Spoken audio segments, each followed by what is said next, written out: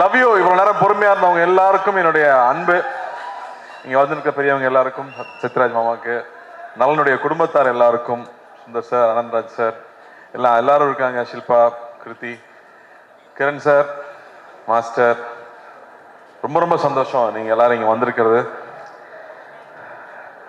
நலன் சொன்ன மாதிரி தர்மத்தின் வாழ்வதனை சூது கவும்னு ஒரு படம் பண்ணிட்டு கிட்டத்தட்ட 10 வருஷத்துக்கு அப்புறமா மறுபடியும் தர்மமே வெல்லும்னு ஒரு படம் பண்ணியிருக்காரு. அந்த நல்லதை மறுபடியும் கொண்டு வந்து சேர்த்ததுக்கு உங்களுக்கு ரொம்ப ரொம்ப நன்றி நலன். நலன் பார்த்தீங்கல்ல, இதுதான் நலன். எல்லாருக்கும் ஒரு டைரக்டர்ஸ் பிடிக்கும். ஆனால் எனக்கு தெரிஞ்ச நிறைய டைரக்டர்ஸ்க்கு பிடிச்ச ஒரு ஆள்னா நலன் குமாரசாமின்னு சொல்லலாம். நான் எந்த செட்டுக்கு போனாலும் பசங்க சொல்லுவாங்க, சார் நலன் சார் படம் பண்ணுறீங்களா, நலன் சார் படம் பண்ணுறீங்களான்னு. அவ்வளோ ஃபேன் பாய்ஸ் இருக்காங்க அவங்களுக்கு. இவ்வளோ நாள் காய போட்டது பெரிய தப்பு. அவங்க எல்லாரும் வெயிட் பண்ணிட்டு இருக்காங்க இந்த படத்துக்காக. நலன் வந்து ஒரு தக் லைஃபாவே வாழ்ற ஒரு ஆளுங்க. நீங்க பாத்தீங்கல்ல, இங்க வந்து ஒய்ஃபுக்கு சல்யூட் அடிச்சுட்டு போறாப்புல, இப்படி ஸ்கோர் பண்ணிட்டு போய் நமக்கு திட்டு வாங்கி கொடுக்குற ஒரு ஆளு. எல்லாத்துக்கும் அவர்கிட்ட வேற ஒரு பிலாசபி இருக்கும், சனா சொன்ன மாதிரி வேற ஒரு பிஹேவியர் இருக்கும். சுதுக்கவும் பார்த்துட்டு இந்த ஒரு டயலாக் வச்சிருப்பாருல்ல, இந்த வேலையை செய்யறதுக்கு ஒரு குருட்டுத்தனமான முட்டாள்தனம் வேணும், ஒரு குறுக்குத்தனமான புத்தாள்தனம் வேணும்னு. உண்மையாவே நலன் படம் பண்றதுக்குமே அது தேவை. ஏன்னா அவர் சொல்ற ஐடியாவை புரிஞ்சுக்கிறதுக்கு கொஞ்சம் நேரம் ஆகும். அந்த ஐடியாவை புரிஞ்சுக்கிட்டாலும் நம்ம அதை இமேஜின் பண்ணவே முடியாது. எனக்கு 1000ல் ஒருவன்ல அந்த மாதிரி ஒரு அனுபவம் இருந்துச்சு. செல்வராகவன் ஒரு சீன் எழுதியிருப்பாரு. அந்த சீனை புரிஞ்சுக்கிட்டு நடிக்கலாம் ட்ரை பண்ண ஒண்ணுமே புரியாது. அவர் வந்து எக்ஸ்பிளைன் பண்ணா மட்டுமே தான் அது புரியும். அப்படி நலனுடைய ஒவ்வொரு விஷயமும் வேற ஒரு பேரலல் வேர்ல்ட்ல ஒரு இமேஜினேஷன் இருக்கும். ஸோ அப்படி எனக்கு நலன் கூட ஒர்க் பண்ணது ரொம்ப ரொம்ப சுவாரஸ்யமா இருந்துச்சு. சுதுக்கவும் பண்ணிட்டு அவர் கூட படம் பண்ண போறோங்கிறப்ப ஜாலியா ஒரு படம், இந்த குழந்தைகளை கடத்தலாம், இல்ல அரசியல்வாதிகளை கடத்தலாம், அப்படி ஏதாவது ஜாலியா ஒரு கதை சொல்லுவாருன்னு பார்த்தா அவர் வாவாத்தியார்னு ஒரு கதையை கொண்டு வந்து கொடுத்துட்டாரு. மறுபடியும் பெரிய சவால். உண்மையா அந்த கதையை கேட்டுட்டு நலன் கூட ஒர்க் பண்ணணும்னு அவ்வளவு ஆசையா இருக்கு. ஆனா இந்த கேரக்டர் நம்மளால செய்ய முடியுமா, நம்ம மிமிக்ரி ஆர்டிஸ்ட் எல்லாம் கிடையாது, நமக்கு இது வருமான நைட்லாம் எனக்கு தூக்கமே வரல. அப்போ வந்து நம்ம நிறைய அந்த கோட்ஸ் எல்லாம் பார்ப்போம் இல்லையா, நம்ம அந்த மோட்டிவேஷனல் வீடியோ எல்லாம் பார்த்துட்டு இருப்போம்ல, நைட்ல தெம்பு வேணும்னா. அப்படி பார்க்கும்போது அதுல ஒரு விஷயம் பார்த்தேன். சொல்றேன், சொல்லி முடிக்கிறேன். ஸோ அந்த வீடியோல வந்து ஒரு விஷயம், எந்த விஷயம் உங்களை ரொம்ப பயமுறுத்துதோ, நம்ம எதை பார்த்து ரொம்ப பயப்படுறோமோ அதை போய் நம்ம ஃபேஸ் பண்ணிடணும், அங்கதான் growth இருக்குன்னு சொல்றாங்க, அங்கதான் நீ அடுத்த கட்டத்துக்கு போக முடியும்னு சொல்றாங்க. அப்போ இது ஒரு லைஃப் தான். நம்ம ரொம்ப திரும்ப திரும்ப வந்து பயந்துட்டே இருக்க முடியாது.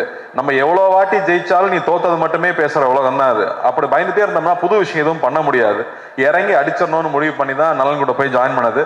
நலன் இருக்கிற ஒரே தைரியத்தில் தான் இந்த படம் பண்ண நான் ஒத்துக்கிட்டேன்னு சொல்லலாம். ஏன்னா இந்த படம் கத்தி மேல் நடக்கிற மாதிரி, ஒன்னு ஜெயிக்கனா இல்லாட்டி நம்மளை போட்டு காலி பண்ணிடுவாங்க இந்த படத்துல. அப்படி ஒரு ரிஸ்கான ஒரு சப்ஜெக்ட் ஒரு ஆக்டருக்கு. ஆனா படமா ஜாலியான படம், என்டர்டெய்னிங்கான ஃபிலிம். அவர் சொன்ன மாதிரி இது ஒரு 80s 90s தமிழ் சினிமாக்குன்னு ஒரு அடையாளம் இருக்கு. நம்ம எல்லாமே நம்ம ரூட்ஸை போய் தேடிட்டு இருக்கோம் இல்லையா, அப்படி தமிழ் சினிமாவுக்கு ஒரு அடையாளமா இருக்கிற மசாலா படங்களுக்கு ஒரு ட்ரிபியூட்டா அந்த படம் இருக்கணும் அப்படிங்கிறது அவருடைய எண்ணம். ஸோ ஒரு ஃபுல் அண்ட் ஃபுல் என்டர்டெய்னர். ஒரு பக்கம் வாத்தியாருங்கிற கேரக்டருக்கு, அந்த கேரக்டருக்குள்ள இப்போ போலான்னு முடிவு பண்ணியாச்சு.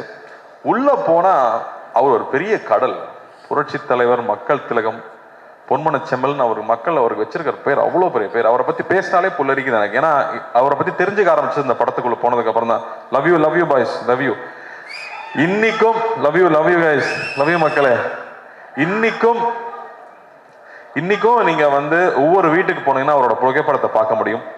ஒண்ணு அதுக்கு பொட்டு வச்சு மாலை போட்டு சாமி கும்பிட்டு இருப்பாங்க, இல்லாட்டி பெருமையா அந்த முகத்தை பார்க்கணுங்கிறதுக்காக வச்சிருப்பாங்க.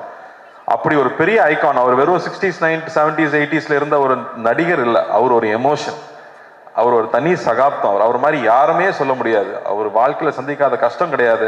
ஆனா அவர் மாதிரி மக்கள் நேயம், அவர் மாதிரி தாராள குணம், அப்படி யாருமே நம்ம சொல்லிடவே முடியாது. அவர் சாதாரண ஆள் கிடையாது. அவர் வந்து தமிழ் சினிமாவை மாத்திருக்காரு, தமிழ்நாட்டு அரசியலை மாத்திருக்காரு, எத்தனையோ பேர் வாழ்க்கையை மாத்திருக்காரு.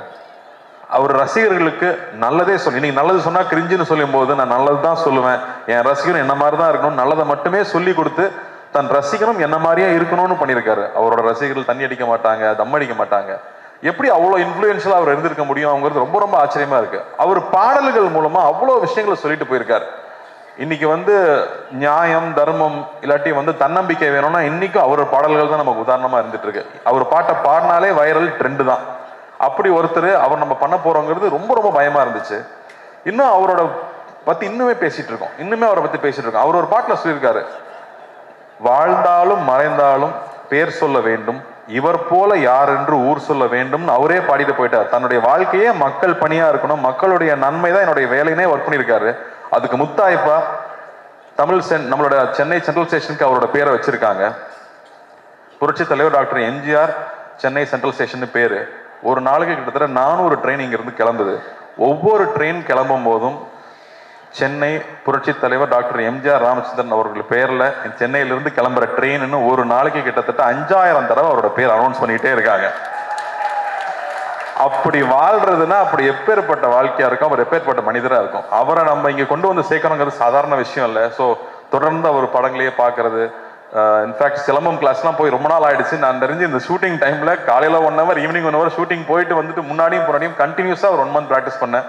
அனலர்ஸ் மாஸ்டர் தான் கூட நின்று அவங்க அப்பா கதையெல்லாம் சொல்லி இன்ஃபேக்ட் வி ரியலி என்ஜாய். இது எங்க ஜென்ரேஷனோட ட்ரிபியூட்டா சொல்லலாம். இது ரொம்ப பக்தியோட அந்த கேரக்டர் பண்ணியிருக்கோம்னு நான் சொல்லுவேன். எவ்வளவு சின்சியரா அந்த கேரக்டர் அப்ரோச் பண்ண முடியும். இந்த படம் பார்க்கும்போது அவருக்கும் அவருடைய ரத்தத்தின் ரத்தமான ரசிகர்களுக்கும் என்ன உறவு இருந்துச்சு அப்படின்னு நீங்க கொஞ்சம் புரிஞ்சிட்டீங்கனாலே நாங்க பெரிய சக்சஸ் நம்புவேன். இதுல அவ்வளவு என்டர்டெயின்மெண்ட் இருக்கு, அவ்வளவு ஜாலி இருக்கு. அதை தாண்டி அந்த அற்புதமான ஒரு ரசிகனுக்கும் அவனுடைய ஒரு தலைவனுக்கும் இருக்கிற உறவு இருக்குல்ல, அன்கண்டிஷனல் உறவு இல்லை. நீங்க எங்களுக்கு கொடுக்குற அன்பு அன்கண்டிஷனல் அன்பு. எதுவுமே எதிர்பார்க்கல, நான் உன்னை பார்த்தா போதும், நான் உன்னை பத்தி பேசினா போதும்னு நீங்க இருக்கீங்கல்ல, அதுக்கு நான் எவ்வளவு கோடி கொடுத்துட முடியும், அந்த அன்புக்கு எவ்வளவு கோடி கொடுத்துட முடியும்.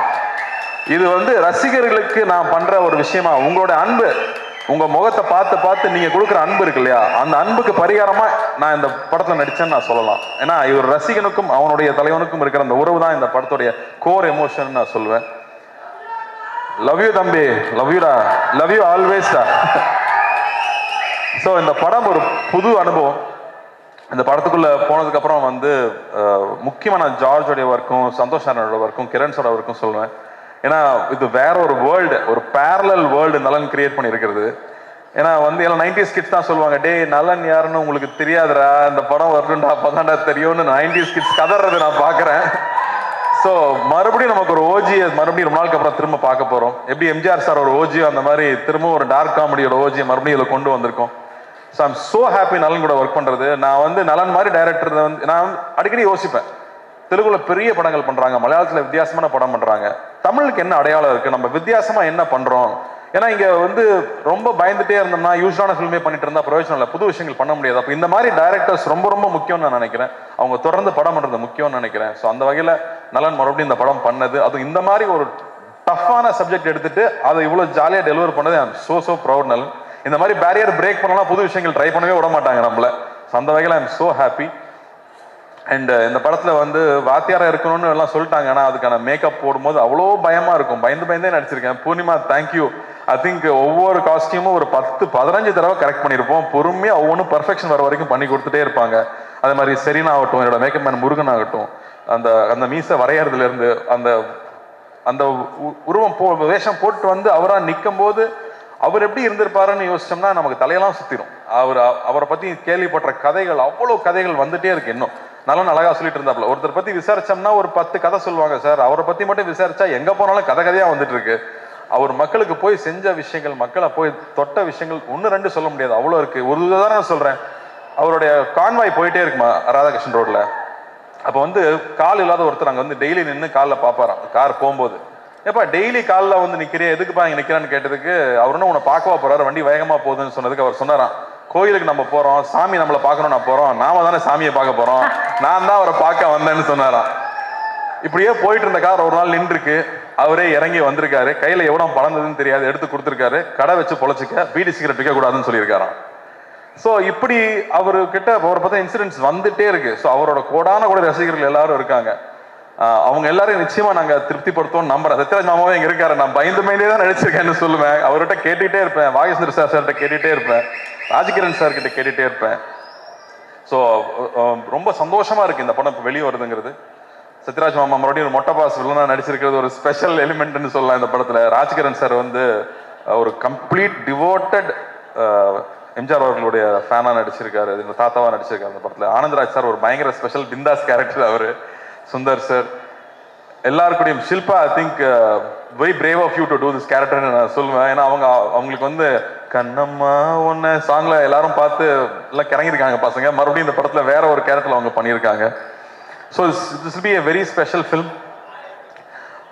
ஜார்ஜோட ஒர்க் எக்ஸலண்டாக இருக்குது. சனாவோட ஸ்கோர்ஸ் கொஞ்சம் கொஞ்சமாக நான் பார்த்துட்டே இருக்கேன். டெஃபினட்டாக வந்து ஒரு எப்பிக் சூப்பர்.